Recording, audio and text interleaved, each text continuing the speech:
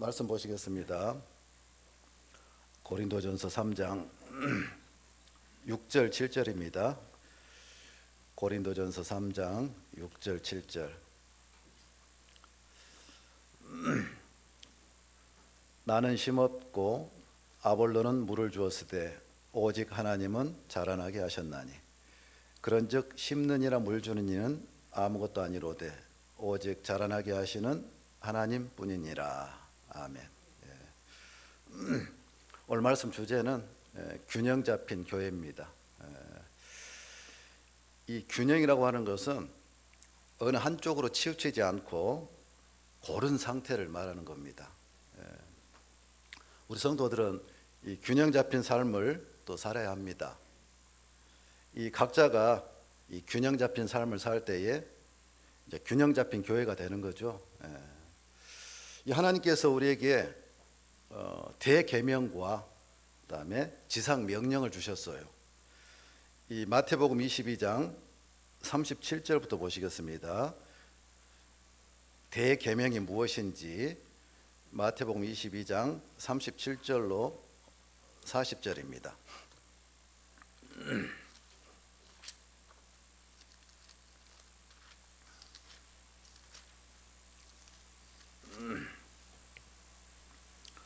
신약성경 38쪽입니다. 37절부터요. 예수께서 가라사대 내 마음을 다하고 목숨을 다하고 뜻을 다하여 주 너의 하나님을 사랑하라 하셨으니 이것이 크고 첫째 되는 계명이요 둘째는 그와 같으니 내 이웃을 내 몸과 같이 사랑하라 하셨으니 이 두 계명이 온 율법과 선지자의 강령이니라. 아멘. 이게 이제 대계명입니다. 그다음에 지상 명령을 주셨습니다. 이제 마태복음 마지막 장 28장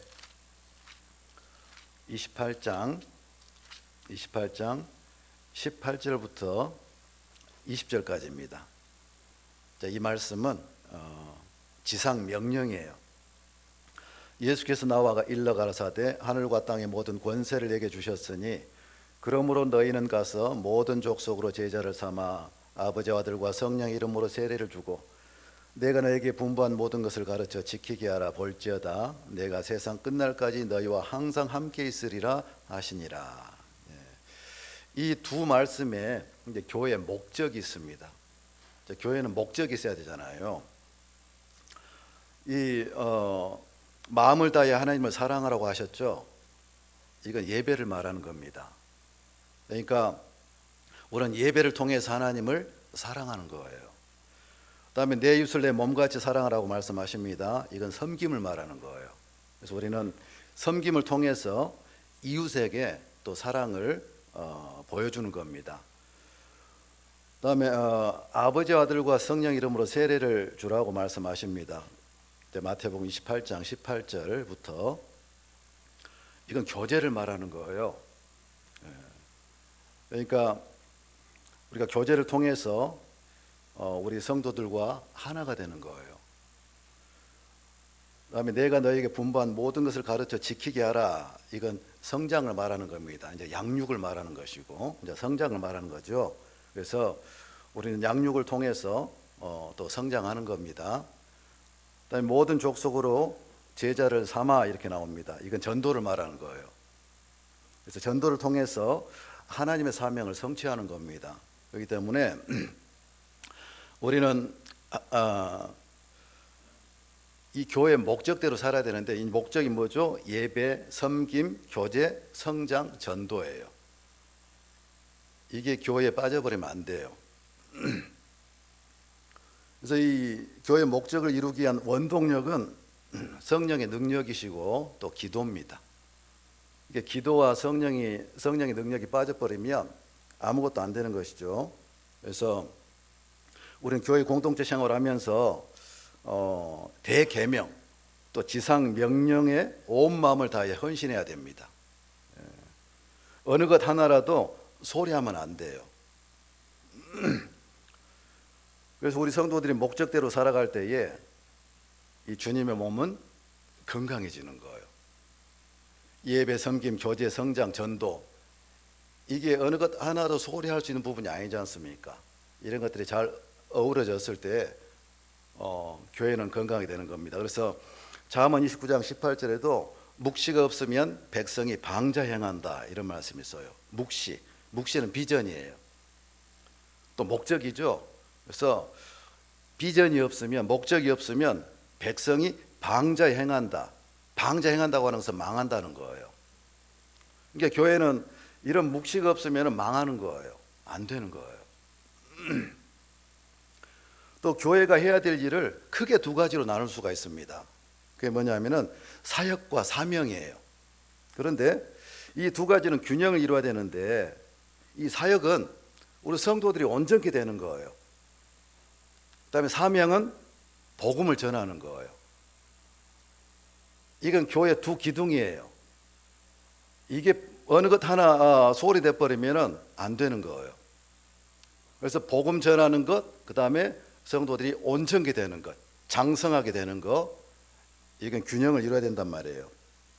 그래서 오늘 본문 말씀에 심는 것과 물 주는 것이 나오잖아요.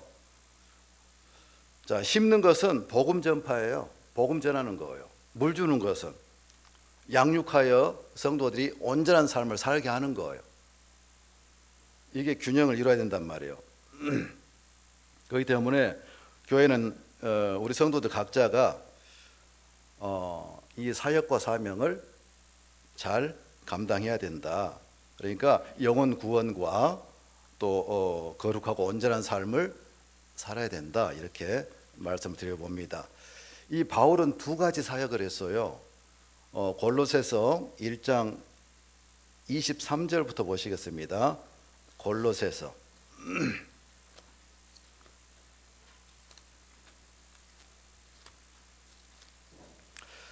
골로새서 1장 23절 신약성경 325쪽입니다. 만일 너희가 믿음에 거하고 터위에 굳게 서서 너희 들은 바 복음의 소망에서 흔들리지 아니하면 그리하리라. 이 복음은 천하 만민에게 전파된 바요 나 바울은 이 복음의 일꾼이 되었노라. 자, 바울은 복음의 일꾼이었어요. 그다음에 25절부터 내가 교회의 일꾼 된 것은 하나님이 너희를 위하여 내게 주신 경륜을 따라 하나님의 말씀을 이루려 함이니라. 이 비밀은 만세와 만대로부터 오므로 감추었던 것인데 이제는 그의 성도들에게 나타났고 하나님이 그들로 하여금 이 비밀의 영광이 이방인 가운데 어떻게 풍성한 것을 알게 하려 하심이라. 이 비밀은 너희 안에 계신 그리스도니 곧 영광의 소망이니라. 또 바울은 교회 일꾼이라고 하십니다. 그러니까 잃어진 영혼들에게 복음을 전함으로 복음의 사명을 감당했고, 또 교회 일꾼으로 이 몸된 교회가 생명이신 주님을 제대로 알아서 온전한 삶을 살 수 있도록 온 힘을 다 쏟았더라 그 말이죠. 그러니까 복음을 전하는 사명과 또 교회 일꾼으로서 사역을 아주 균형 있게 감당을 했던 것을 볼 수가 있습니다. 로마서 1장 11절에도 내가 너희 보기를 심히 원하는 것은 무슨 신령한 은사를 너희에게 나누어 너희를 견고케 하려 함이니. 사도 바울은 로마 교회를 향해서 너희 보기를 심히 원한다 이렇게 말씀했어요. 그 너희를 만나면 너희들에게 신령한 은사를 나눠주겠다 이렇게 또 말씀하십니다. 신령한 은사. 신령한 은사는 우리 안에 와 계신 생명신 예수 그리스도가 신령한 은사예요. 그래서 혹자는 이렇게 말했습니다. 주님 없는 복음이 가장 사악한 복음이다. 자, 주님 없는 복음이 가장 사악한 복음이다 이렇게 말을 했습니다. 주님 없는 복음이라고 하는 것은 예수님을 생명으로 살지 못하는 것이 주님 없는 복음이다 그 말이에요. 그러니까 우리 성도들은 교회 공동체 생활하면서 예수님을 생명으로 살아내야 된다 그 말이에요. 그런데 이 생명을 살아내지 못한다면 그게 사악한 복음이고 갈라디아서 기록된 것처럼 거짓 복음, 다른 복음인 거예요. 그러니까 온전히 되는 이 사역이 빠져버리면 안 되는 거예요. 그래서 빌립보서 1장 27절에도 오직 너희는 그리스도의 복음에 합당하게 생활하라 이렇게 권면하고 있습니다. 그리스도의 복음에 합당하게 생활하라. 복음은 예수 그리스도가 복음 그 자체예요. 우리는 복음을 받은 사람들이잖아요. 구원받은 사람들은. 그래서 이 복음에 합당하게 생활하라 이렇게 말씀하시는 거예요. 근데 이 합당을 하고는 이 단어의 의미가, 원어의 의미가 어떤 뜻이냐면은 균형을 이룬다는 거예요. 옛날에 저울은 한쪽에 추를 올려놓고 한쪽에 물건 올려놓고 이제 균형을 이룰 때에 이제 그렇게 이제 그런 저울이었잖아요. 그런 의미예요. 그러니까 우리 안에 계시는 생명과 그 다음에 삶으로 사라지는 것이 균형을 이루어야 되는 거예요. 평형을 이루어야 되는 거예요. 그게 복음에 합당하게 사는 거예요. 그러니까 우리 안에 있는 복음이 즉 삶으로 드러나야 돼. 생명으로 살아줘야 돼. 그게 복음에 합당하게 사는 거예요. 그래서 고린도서 13장 11절에는 성도들이 온전케 되며, 에베소 4장 12절에 온전케 하며, 골로새 1장 28절에는 완전한 자로 세우게 한다. 그 다음에 빌립보 3장 15절에는 온전히 이룬 자들, 디모데후서 3장 17절에는 온전케 하며, 이 온전케 하며, 온전케 되며, 완전한 자, 이런 단어들이 서신서마다 나옵니다.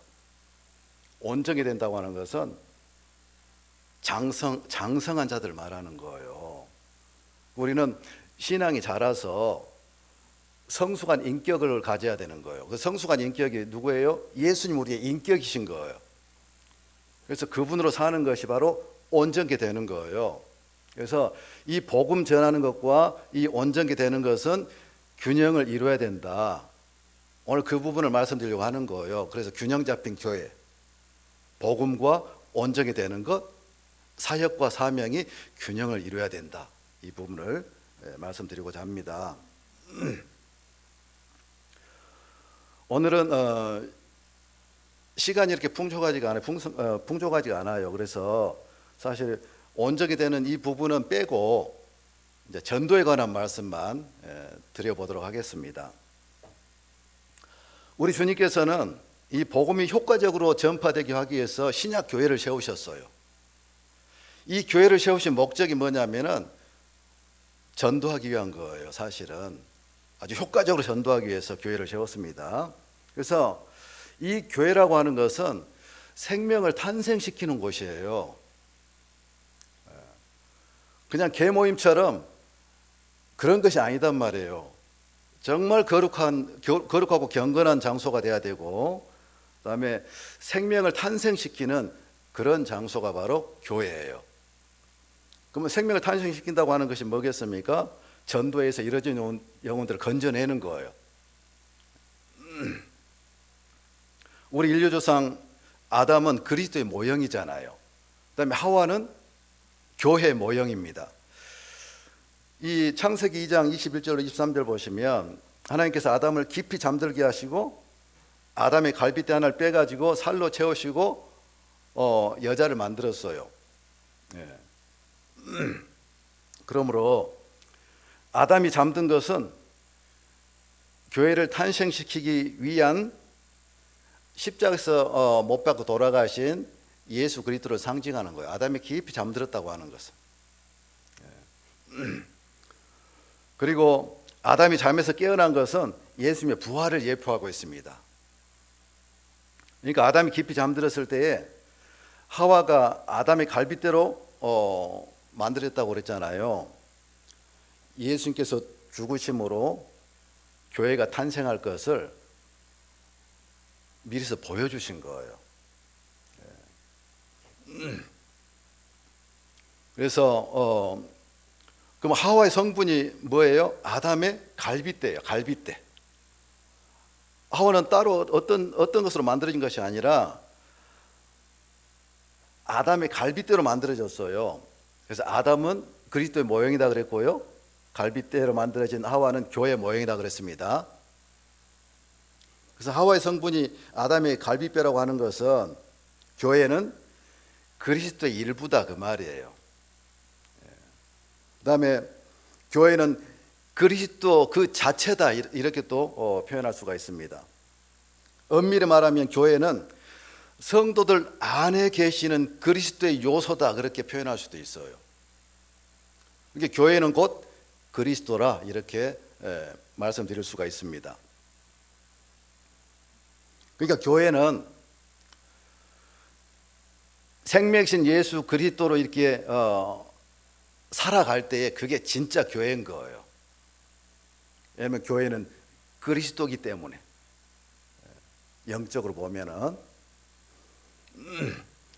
창세기 3장 20절에는 아담이 그 아내를 하와라 이름하였으니 그는 모든 산자의 어미가 됨이더라.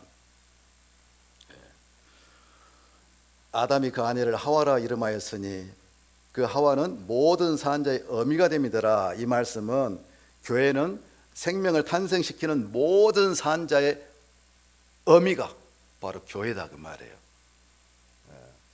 이제 교회가 무엇을 해야 되는지 이제 말씀을 통해서 정리를 하셔야 됩니다. 창세기 24장 1절부터 4절 보시겠습니다. 창세기 24장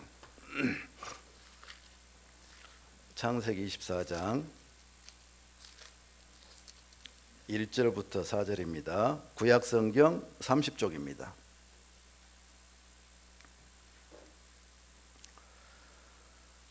아브라함이 나이 많아 늙었고 여호와께서 그의 범사에 복을 주셨더라. 아브라함이 자기 집 모든 소유를 맡은 늙은 종에게 이르되 청컨대 네 손을 내 환도뼈 밑에 넣으라. 내가 너로 하늘의 하나님 땅의 하나님이신 여호와를 가리켜 맹세하게 하노니 너는 나의 거하는 이 지방 가나안 족속의 딸 중에서 내 아들을 위하여 아내를 택하지 말고 내 고향 내 족속에게로 가서 내 아들 이삭을 위하여 아내를 택하라. 자, 이제 이 창세기 24장을 이제 읽어 보시면 어떤 내용이냐면은 아브라함이 그 아들 이삭의 아내를 이제 구하려고 그 자기 집 모든 소유를 맡은 그 늙은 종이 있습니다. 그 늙은 종에게 이 가나안 땅에서 구하지 말고 아브라함이 살았던 그 메소포타미아 그 다음에 하란으로 이주했었죠. 예전에 그 하란에 가서 자기 이삭의 아내를 구해오라고 이제 부탁을 하는 거예요. 그러니까 이 이삭이 이 늙은 종이 하란으로 가가지고 거기서 리브가를 이제 데리고 옵니다. 그래서 이삭은 그 리브가를 아내로 취했다. 그게 이제 창세기 24장의 내용이에요. 그러면은 아브라함은 하나님 아버지를 상징하는 사람입니다. 그다음에 늙은 종은 성령을 상징하는 거예요. 그다음에 이삭은 예수님을 상징하는 거예요. 그다음에 리브가는 그리스도의 신부 곧 교회를 상징하는 거예요. 고향은 이 세상을 상징하는 겁니다. 그러니까 이 말씀은 우리에게 적용시켜 보면은 성령님을 이 세상에 보내서 주 예수님을 위한 신부를 찾게 하는 것, 그걸 그림으로 보여주고 있는 말씀이 창세기 24장의 말씀이에요. 그러니까 이 성령의 그림자인 늙은 종이 해야 하는 가장 중요한 일은 예수님의 상징인 이삭의 아내를 데려오는 거예요. 이삭의 신부를 구해오는 겁니다. 그래서 교회가 해야 될 가장 중요한 일은 성령의 역사로 주 예수님의 신부를 데려오는 거예요. 그게 우리 안에 와 계신 성령님의 역할인 거예요. 늙은 종이 하란에 가가지고 리브가를 데려왔듯이 우리 안에 계신 성령께서는 우리를 통해서 이 세상에 있는 하나님께서 예비하신 하나님의 권속들, 그들을 데려오는 거예요. 그게 성령의 일이다 그 말이에요.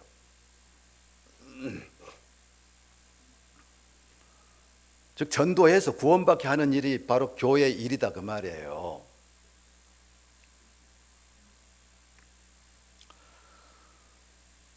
창세기 27장에는 창세기 27장 그 뒤로 넘겨서 창세기 27장 한번 봐봅시다. 창세기 27장 내용은 이삭이 이제 나이 많아 늙었어. 눈이 안 보여. 그런데 이삭의 큰아들이 에서고 작은아들이 야곱이었잖아요. 이삭은 큰아들이 만들어주는 음식, 그런 음식을 좋아했나 봐요. 그래서 에서에게 나의 즐기는 별미를 네가 만들어 오라. 내가 먹고 너를 축복해 주겠다. 이렇게 부탁을 합니다. 그러니까 이 리브가가 그 이삭의 말을 들은 거예요. 듣고 나서 이 리브가는 야곱을 더 사랑했나 봅니다. 야곱에게 가가지고 염소 때 가서 염소의 좋은 새끼를 한 마리 가져오라.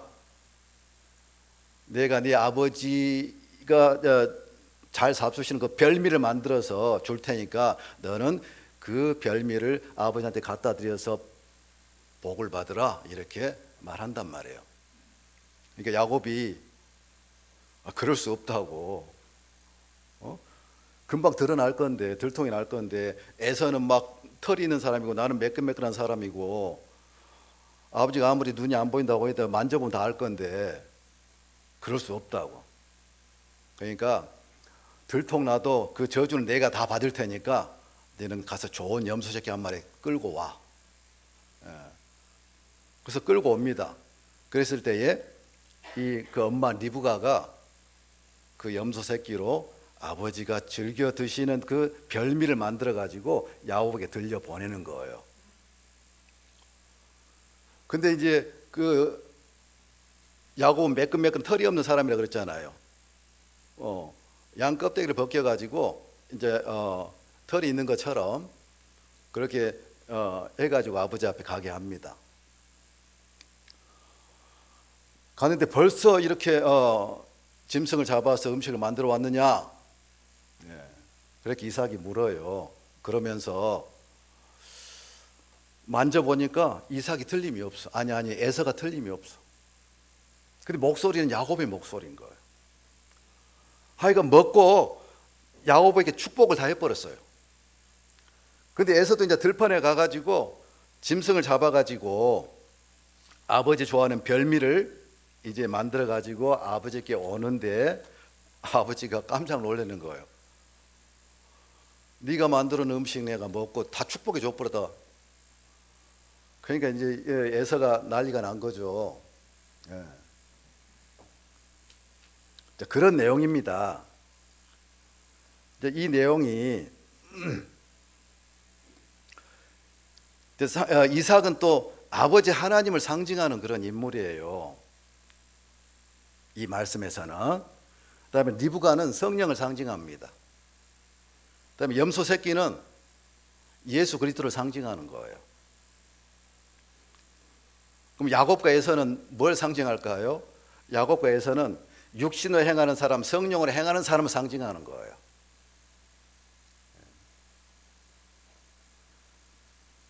야곱은 엄마가 만들어준 별미를 가지고 갔어. 야곱이 만든 게 아니에요. 엄마가 만들어줬어. 그러니까 리브가. 우리가 하나님 앞에 나아갈 때에 우리는 빈손으로 나아가면 안 되는 거예요. 날마다 주님 앞에 나아갈 때 하나님 아버지께서 잡수시는 식물을 들고 하나님 앞에 나아가는 거예요. 그래서 구약 성경에는 그 제사장들은 하나님께 식물을 드리는 제사장들이에요. 우리는 신약의 제사장들이잖아요. 그럼 우리도 하나님 앞에 드릴 식물이 있어야 돼. 항상 그 식물을 들고 나가야 돼. 우리가 드려야 될 식물은 뭡니까? 예수 그리스도가 우리 식물이에요. 하나님 아버지께서 잡수시는 식물이단 말이에요. 그러니까 성령의 열매를 들고 나가는 거예요. 야곱은 성령을 상징하는 니브가가 별미를 만들어 줬어. 에서는 자기가 사냥해 가지고 자기가 별미를 만들어 가지고 아버지 앞에 갔을 때 거절당했습니다. 그러니까 창세기 24장에는 세상에서 당신의 신부를 구하는 그런 모습들이 기록되어 있고, 창세기 27장에는 구원받은 이후의 성도들이 하나님 앞에 무엇을 가지고 나아가야 되는지, 어떤 삶을 살아야 되는지, 그런 부분들을 그림자로 이렇게 순서대로 이렇게 보여주고 있는 거예요. 복음 전하는 것과 삶을 살아내는 것이 균형을 이루어야 된다. 이게 균형 잡힌 교회다. 그런 부분들을 이런 창세기를 통해서도 이렇게 우리에게 보여주고 있습니다. 하나님 아버지의 뜻이 뭡니까? 하나님 아버지의 뜻은 인류를 구원하는 거죠. 예수님은 아버지의 뜻을 이루기 위해서 이 땅에 오신 거예요. 성육신 하신 거예요. 그래서 히브리서 10장 7절에는 이에 내가 말하기를 하나님의 보시옵소서 두루마리 책에 나를 가리켜 기록한 것과 같이 하나님의 뜻을 행하러 왔나이다 하시니라. 예수님은 하나님의 뜻을 행하러 오셨어요. 누가복음 19장 10절에는 인자에 온 것은 잃어버린 자를 찾아 구원하려 함이니라. 아주 분명합니다. 예수님께서 이 땅에 성육신 하신 것은 잃어버린 자를 찾아 구원하려고 오셨다, 이렇게 말씀하시고 있고요. 또 마가복음 1장 38절에는 이르시되 우리가 다른 가까운 마을들로 가자. 거기서도 전도하리니 내가 이를 위하여 왔노라. 예수님께서 전도하러 오셨다, 이렇게 말씀하십니다. 당신 자신을 이렇게 드러내신 거예요. 예수님의 하나님이신 것을 사람들이 그때 당시 믿어야지만이 구원이 있을 수가 있잖아요. 그럼 예수님께서 당신 자신을 하나님으로 이렇게 제시하는데 내가 하나님이다 말로만 그랬다가는 믿을 수가 없어. 왜? 예수님은 이사야서 보면은 뭐 키가 큰 것도 아니고 얼굴이 잘생긴 것도 아니고 풍채가 좋은 것도 아니고 볼품이 없는 분이었어요. 그런 분이 그냥 내가 하나님이라고 하니까 예수님께서 육신 입고 사실 때 내가 하나님이라고 했을 때 사람들이 믿었어요? 아니요. 돌로 쳐주려고 했잖아요. 그러므로 예수님께서는 당신 자신이 하나님이신 것을 수많은 이적들을 통해서 보여주신 거예요. 하나님이 아니면 할 수 없는 그런 이적들이 있잖아요. 문둥병자 고쳐주시고 뭐 소경들 이렇게 눈뜨게 해주시고 또 죽은 자 살려내시고 수많은 이적들을 행했죠. 그런 이적들을 행하심으로 당신 자신이 하나님이신 것을 보여주신 거예요. 그러므로 당신 자신을 전도하신 거예요.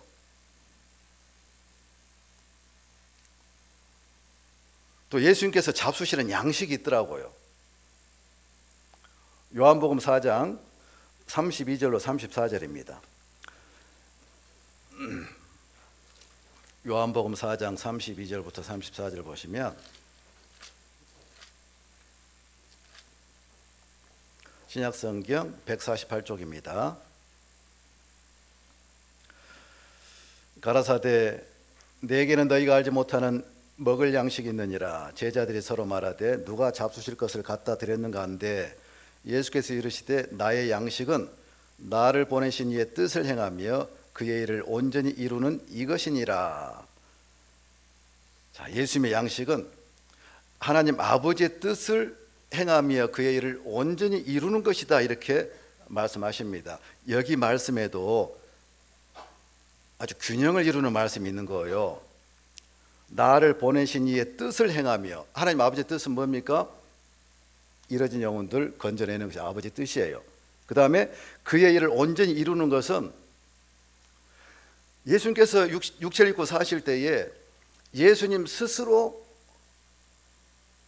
어떤 일을 한 것이 하나도 없어요. 말씀 한마디 할 때도 하나님 아버지께서 들려주시는 말만 하셨어요. 또 예수님께서 어떤 일을 행하실 때도 하나님 아버지께서 행하시고자 하는 일만 하신 거예요. 병자들을 고쳐주실 때도 하나님 아버지께서 고쳐주시고자 원하시는 그 사람들만 고쳐주신 거예요. 예수님은 당신 스스로 말한 적도 없고 행동한 적도 없어요. 다 아버지의 지시를 받아서. 그러니까 예수님은 그냥 아버지 하나님의 도구로 이렇게 살았던 거예요. 그게 바로 그의 일을 온전히 이루는 거예요. 그러니까 구령의 일과 하나님 아버지의 일을 행하는 것, 이 두 가지 것을 하셨더라 그 말이에요.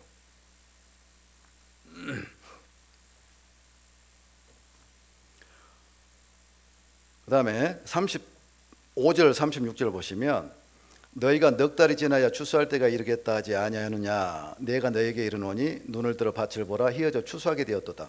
거두는 자가 이미 싹도 받고 영생에 이르는 열매를 모으나니 이는 뿌리는 자와 거두는 자가 함께 즐거워하게 하려 함이니라. 여기는 추수가 끝나지 않았음에도 이미 싹을 받았다고 말씀하고 있습니다. 추수가 끝나지 않았는데 먼저 삭슬 받는 거예요. 요즘 시골에 농사 지으신 분들은 일손이 없잖아요. 일손이 부족해. 일손 구하기가 힘들 때 어떻게 하죠? 아직 일도 안 했는데 삭부터 먼저 주잖아요. 그것은 정말 급하다는 거예요. 꼭 필요하다는 거예요. 이 복음 전하는 거, 전도하는 일이, 영혼들 구원해내는 일이 이렇게 급하다는 거예요. 이렇게 급한 거예요. 거두는 자가 이미 삭도 받고 영생에 이르는 열매를 모으나니. 그러니까 추수할 때가 이르겠다 하지 아니하느냐. 희어져 추수하게 되었도다. 추수를 해야 되는데 급한 거예요. 지금 일꾼이 없어. 이뤄진 영혼들은 널려 있는데 전도하고자 하는 그런 심령들은 그렇게 많이 부족하다. 그래서 먼저 삭슬 주는 거예요. 그 일 좀 해달라고. 얼마나 급하신지. 이렇게 전도하는 것이 이렇게 급하다는 거예요. 더군다나 이 마지막 때잖아요.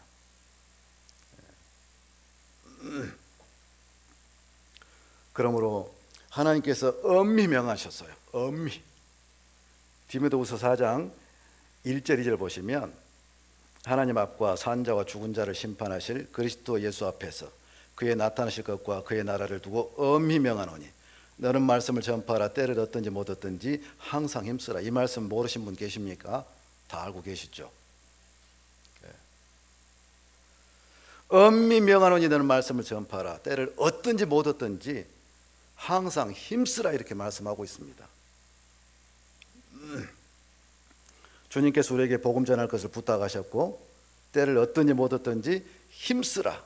힘쓰라. 이렇게 말씀하십니다. 엄히 명한다. 이렇게 말씀하고 있는 거예요. 지금 우리 시대가 마지막 시대라 사람들이 너무나 완악해가지고 복음 전하기가 무척 힘든 시기라고, 힘든 시대라고 합니다. 그것이 전도하지 말아야 될 이유가 돼서는 안 된다 그 말이에요.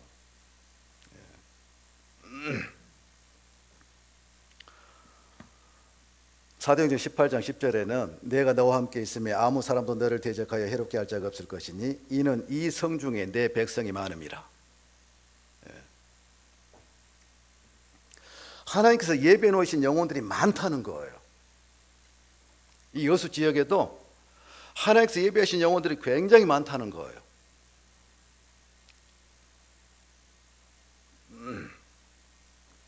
그래서 로마서 10장 15절에는 기록된 바 아름답도다 좋은 소식을 전하는 자들의 발이어함과 같으니라. 아름답도다. 좋은 소식을 전하는 자들의 발, 좋은 소식을 전하는 자들의 발이 아름답대요. 입이 아름다운 것이 아니라. 발이 아름답다고 하는 것은 찾아가는 것이죠. 찾아가는 거죠. 예수님께서도 전도하러 다니시다가 막 지쳐가지고 요한복음 4장에 그냥 우물가에 그냥 털썩 주저앉으셨잖아요. 막 찾아다녔어. 그래서 발이 아름답지 입이 아름답다고 말씀하신 것이 아니란 말이에요.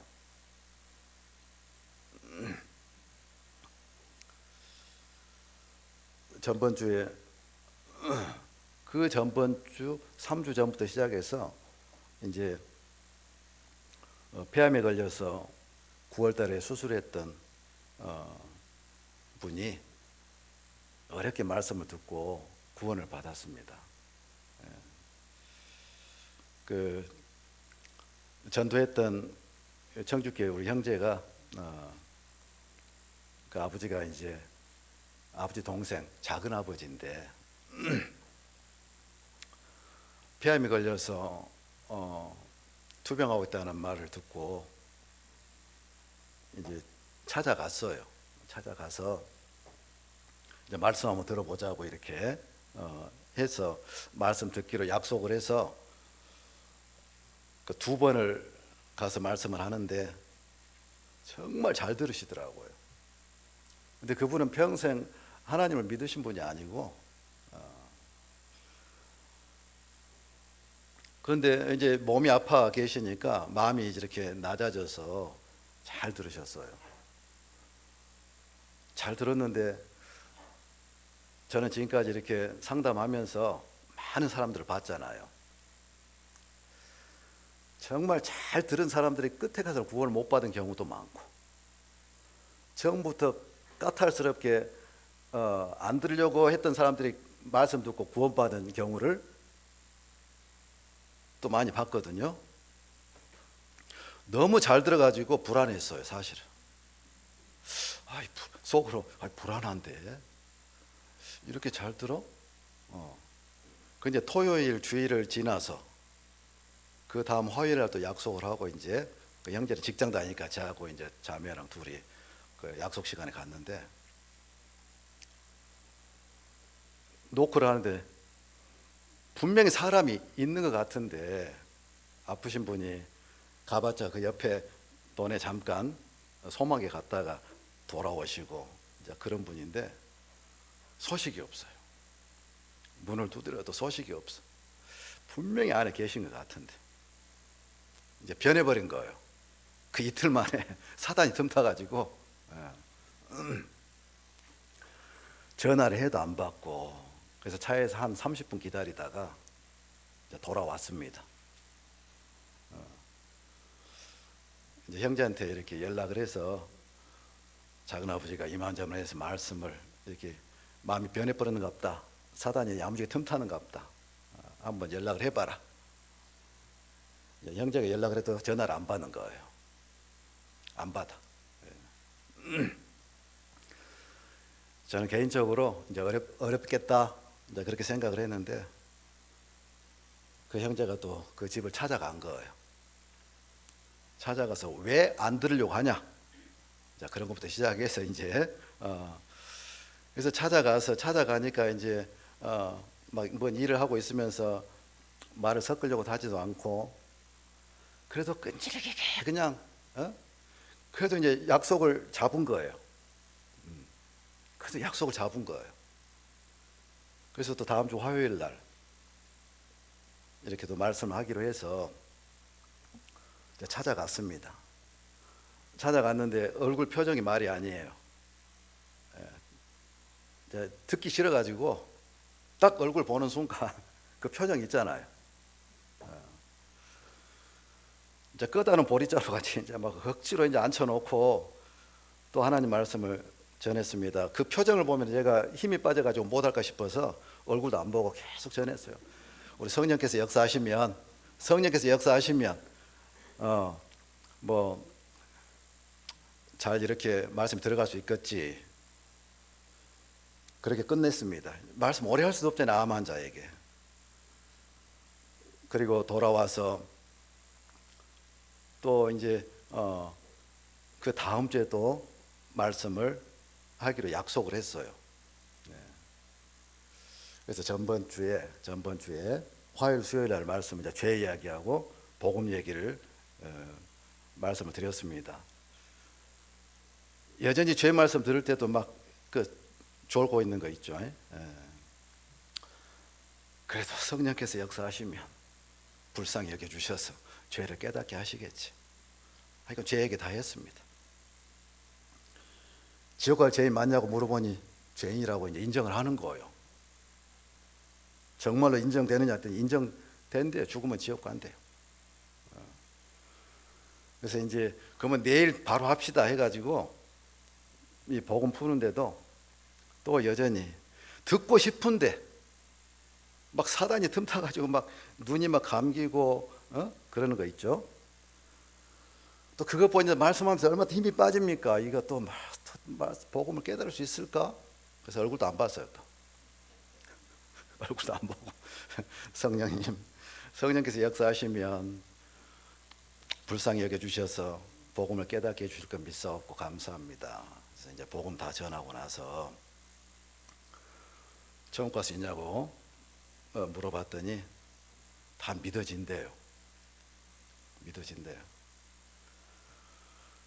그래도 안 믿어져 저는.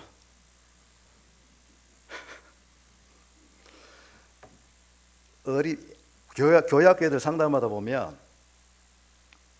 복음 풀고 나서 믿어지냐 그러면 안 믿어진다고 대답하는 애들이 한 명도 없어요. 다 믿어진다 그래요. 근데 걔들은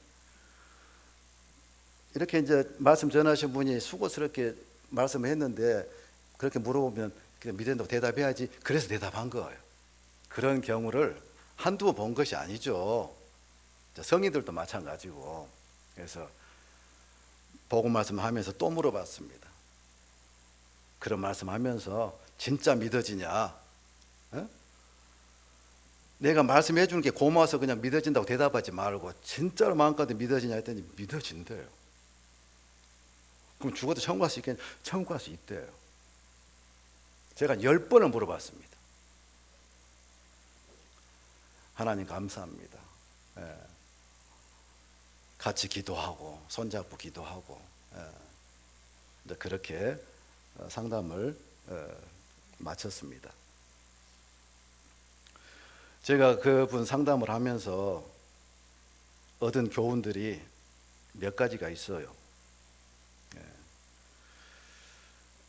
그 전도 말씀 들어보게 하려고 막 애가 탔던 그 형제 보니까 애가 탔더라고요. 애가 탔어. 그래가지고 막 이제 막 쫓아가서 뭐 만나지도 않으려고 하는데 막 왜 뭐 안 들으려고 하냐. 그래 쫓아가서 나 같으면 막 포기했을 것 같아요. 그런데 끝까지 이렇게 쫓아가서 어거지로 말씀 듣게 하더라고요. 근데 어거지로 말씀 들었는데 구원을 받잖아요. 제가 그걸 보면서 절대 포기하지 말.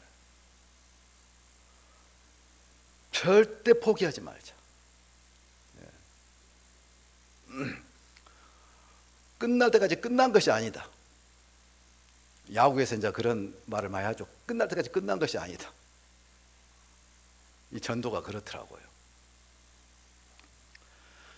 전도는 우린 관계 전도라고 하면서 또 이게 그 삶의 본을 보이고 그래야 되잖아요. 그런데 때로는 관계가 안 되더라도 그렇게 어거지로 말씀 듣게 하면 또 성령께서 역사하시면 예비된 영혼이면 그렇게 구원받게 하시더라고요. 그래서 포기하지 말자. 그리고 또 한 가지는 우리 하나님께서는 하고자 하는 영혼에게 역사하신다. 하고자 하는 영혼에게 역사하시는 거예요. 하나님께서는 뭐 전도든지 무엇이든지 내가 하고자 할 때, 하고자 하는 것은 행동으로 옮기는 거죠. 하고자 할 때 그런 성도에게 하나님께서 능력으로 역사하시더라고요. 하고자 하는 영혼에게 역사하신다는 거, 그거 기억하시기 바랍니다. 예, 하고자 하는 영혼에게 역사하십니다. 순천의 우리 어머니 전도 방법은 지금은 연세 드셔서 이제 뭐 전도할 기력도 없고 이렇게 이제 관계가 많지 않으니까 전도할 대상도 없고 그런 것 같아요. 근데 예전에 이렇게 그 장현호 목사 이렇게 살아 계실 때 그때 우리 어머니가 전도를 굉장히 많이 하셨어요. 전도 집회가 딱 정해지면 한 명이라도 안 데리고 가면은 우리 어머니 같은 경우는 그냥 마음 가운데 부담이 돼가지고 어쩔 수가 없는 거예요. 그래서 어떻게든지 데리고 가야 되는 거예요. 왜 그러냐면 우리 어머니가 하나님의 은혜를 너무나 크게 받았거든요. 돌아가신다고 할 때 구원받고 그 다음에 하나님께서 병 고침 그 체험을 하셨어요. 그래서 은혜를 너무 크게 받아가지고 전도를 안 하면 안 되는 거예요. 누가 시킨 것도 아니죠. 우리 어머니 전도 방법은 뭘 잘해주고 그런 게 아니에요. 막 쫓아가는 것도 아니에요. 전하는 거예요. 아주 전도 집회가 딱 정해지면 어떤 대상이 딱 이렇게 생각이 나면 아주 전화로 그냥 정신을 못 차리게 만드는 거예요. 우리 어머니 전도 방법이 그러더라고요. 귀찮게 전화하라는 거예요. 그래서 나중에는 너무너무 귀찮아가지고 말씀 안 들었다가는 이거 전화로 얼마나 또 힘들게 하지. 그러니까 막 그래서 들으러 온 거예요. 우리 이모님들, 동네 친구들 다 들었습니다. 말씀 안 들으신 분이 없어요. 전화로 지치게 만들어가지고 그렇게 전도를 하십니다. 지금은 이제 못하지만 아파트 경비 아저씨까지 다 전도했어요. 그러니까 전도 방법이 다양해요. 어거지로 말씀 듣게 하는 경우도 있고 또 좋은 행실의본을 보여서 말씀 듣게 하는 경우도 있고 또 전화로 막 귀찮게 해가지고 안 복걸리면 그냥 와서 들어주는 거, 그래서 말씀 듣고 구원받기도 하고 방법이 다양하더라고요. 오스왈드 스미스는 이렇게 말합니다. 조그만 둥우리에 웅크리고 앉아 편안한 환경 속에서 안락하게 쉬며 소수의 동료들 속에서 만족한 채 예배드리고 설교하며 주변에 있는 수많은 사람들의 멸망에는 관심도 생각도 갖지 않은 것 같다. 하나님께서는 결코 죄인들을 보고 우리에게 오라고 하신 적이 없으며 우리가 그들에게로 가야 한다고 말씀하셨다. 만약에 우리가 가지 않는다면 큰 책망을 받을 것이다. 아멘입니다. 가라고 하십니다. 예수님께서도 지치도록 돌아다녔어요. 그래서 이 전도라고 하는 것은 이제 교회 안에 전도를 잘하신 성도님들이 있잖아요. 그래서 전도의 은사가 있다라고 이렇게 또 말씀하기도 하잖아요. 근데 여러분, 전도는 은사가 아니에요. 전도는 특정한 사람에게 주신 은사가 아니에요. 은사가 아니고 모든 성도에게 주신 하나님의 명령인 거예요. 전도는 명령이에요. 우리 모든 구원받은 성도들에게 다 전하라고 명령을 주신 거예요. 어떤 특정한 사람만이 은사로 주신 것이 아니란 말이에요. 그래서 복음 전하는 것은 은사가 아니고 마땅히 해야 될 일이다. 마땅히 해야 될 일이다. 그래서 고린도전서 9장 16절에는 내가 복음을 전할지라도 자랑할 것이 없으면 내가 부득불해야 할 일임이라. 만일 복음을 전하지 아니하면 내게 화가 있을 것이미로다. 복음 전하는 것은 부득불해야 되는 거예요. 하기 싫어도 해야 되는 거예요. 근데 그렇게 전하지 않으면 내게 화가 있을 것입니다. 이렇게 말씀하십니다. 우리 그리스도 심판대 앞에 다 서지 않습니까? 이 몸 벗으면은 주님의 심판대 앞에 다 서는 거예요. 구원받고 어떻게 살았냐에 따라서 이제 그리스도 심판대, 지옥 심판이 아니고 그 심판대 앞에서 회개를 해야 되는 거예요. 계산을 해야 된단 말이에요. 또 사도행전 20장 24절에도 나의 달려갈 길과 주 예수께 받은 사명 곧 하나님의 은혜 복음 증거하는 일을 마치려 하면은 나의 생명을 조금도 귀한 것으로 여기지 아니하노라. 예수님께 받은 사명, 우리는 그 사명을 다 받았습니다. 우리에게 사명을 주셨잖아요. 전도하라고.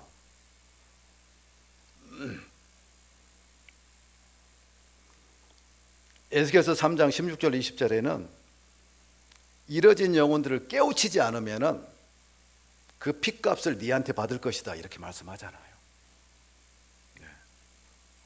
내 주위에 이뤄진 영혼들이 있어. 하나님께서 붙여주신 영혼이에요. 근데 그 영혼에게 전도하지 않아서 그 영혼이 말씀을 안 듣고 죽고 지옥 가 버렸으면 그 핏값을 전도하지 않는 그 사람에게 받겠다라고 말씀하시는 거예요. 그렇게 나와 있더라고요. 그런데 내가 전도를 했는데 그 영혼이 말씀 듣고 구원을 못 받고 죽었어. 그러면 그 핏값은 나에게 돌아오는 것이 아니에요. 그러니 전도하는 것이 얼마나 중요한 것인지. 그래서 많은 사람을 옳은 대로 돌아오게 한 자는 별과 같이 영원토록 비치리라. 다니엘서 12장 3절 말씀에 많은 사람을 옳은 대로 돌아오게 한 자는 별과 같이 영원토록 비치리라 이렇게 말씀하십니다. 그래서 예수님께서 구원받은 우리에게 성령을 주신 것도 복음을 효과적으로 증가하기 위해서 주신 거잖아요. 사도행전 1장 8절에 기록되지 있지 않습니까? 오직 성령이 너에게 임하시며 너희가 권능을 받고 예루살렘과 온 유대와 사마리아와 땅끝까지 이르러 내 증이 되리라 하시니라. 성령이 임하시면 권능을 받고 그 능력으로 복음 전하라 그 말이에요. 그래서 사도행전의 역사는 성령의 역사이고 성령께서 하시는 일은 사도행전을 보면은 이뤄진 영혼들을 건져내는 거예요. 늙은 종이 아브라함의 고향에 가서 이삭의 아내 리브가를 데려왔듯이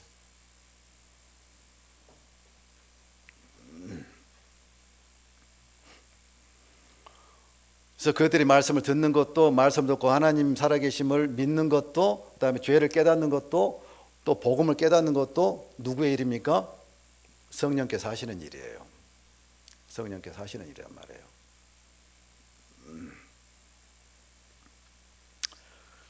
내일부터 전도 집회가 진행되잖아요. 우리 성도님들이 해야 될 일이 있습니다. 먼저는 우리 성도들이 스스로 성결케 해야 되는 거예요.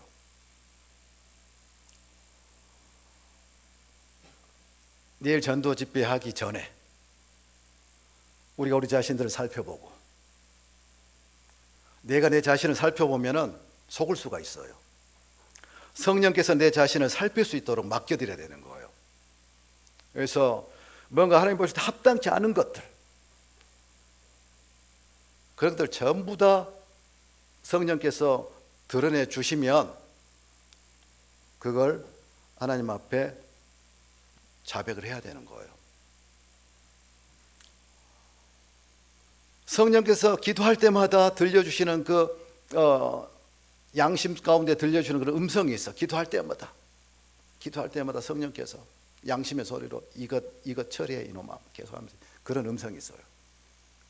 근데 그런 음성들을 거부하고 살아왔다면 그 음성에 순종하시기 바랍니다.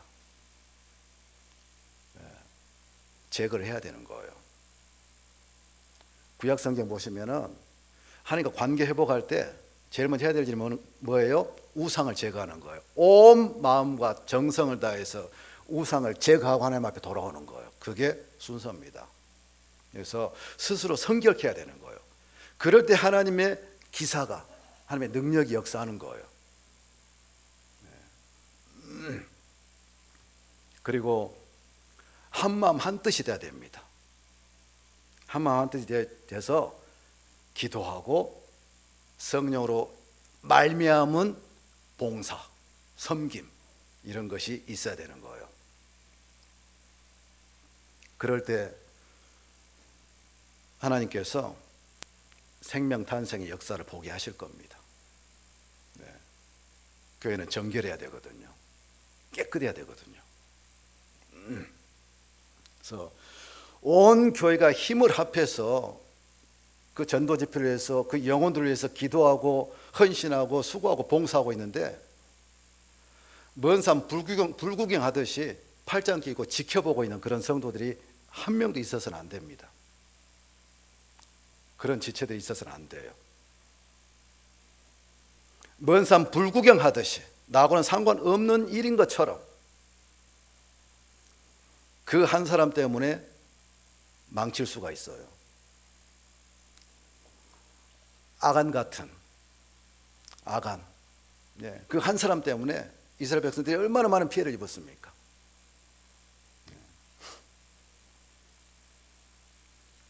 그래서 요한복음 16장 21절에는 여자가 예산하게 되면 그 때가 이르렀으므로 근심하나 아이를 낳으면 사람 난 기쁨을 인하여 그 고통을 다시 기억하지 아니하느니라. 해산하게 될 때에 입덧하게 될 때 힘들지만 아이를 낳고 나면은 그 아이를 보는 순간 모든 고통이 다 잊혀지잖아요. 우리 자매님들 다 그런 경험들을 하셨잖아요. 그런 것처럼 이번 전도 집회를 통해서 정말 이 말씀이 다 체험됐으면 좋겠습니다. 전도하느라 고생했고 또 성도를 섬기느라 고생했고 일주일 동안 참 고생했는데 딱 생명이 태어나면은 그거 다 잊혀지잖아요. 그 생명 때문에. 그래서 교회는 생명이 태어나야 되는 거예요. 그래야 교회에 활기가 있더라고요. 그래서 교회는 생명을 탄생시키는 곳이라 그랬지 않습니까? 오늘 말씀 주제는 균형 잡힌 교회입니다.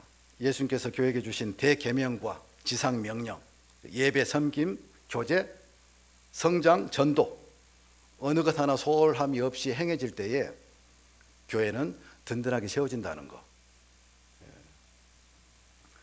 또 크게는 전도와 온전케 됨, 그러니까 사명과 사역이 균형을 이루어야 된다. 또 예수님께서 이 땅에 오신 목적이 뭐라 했습니까? 전도하러 오셨다 했지 않습니까? 전도하러 오셔가지고 너희로 생명을 얻게 하고 더 풍성히 얻게 하려 함이라 이렇게 말씀했잖아요. 생명을 얻는 것은 거듭나는 것이고 풍성히 얻는 것은 그 생명으로 사는 거예요. 예수님께서도 이런 말씀을 통해서 이 두 가지 것이 균형을 이루어야 된다라고 우리에게 가르쳐주고 있단 말이에요. 그래서 오늘 말씀 주제도 심는 것과 물 주는 것, 복음 전하는 것과 양육하는 것, 온전히 되는 것, 이 두 부분을 이제 두 부분이 균형을 이루어야 된다라고 말씀을 드렸습니다. 그래서 사역과 사명을 잘 감당하는 우리 예수 교회가 되기를 또 잘 하고 또 계십니다. 또 앞으로 또 변함없이 이렇게 잘 또 하시기를 또 간절히 원합니다. 기도하고 마치도록 하겠습니다.